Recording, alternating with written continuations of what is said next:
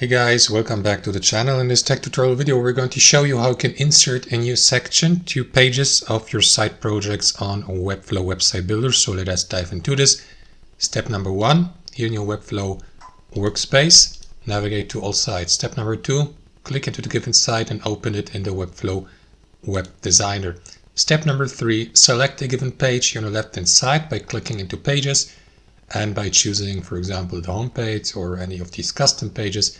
Step number 4, navigate to this plus add elements button, select elements, and step number 5, select section.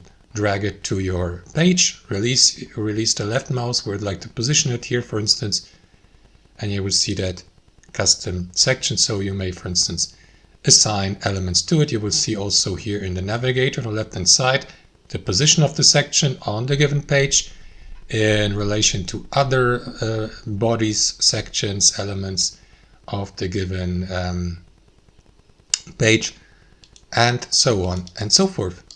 And that's how it works, guys. Thanks for watching.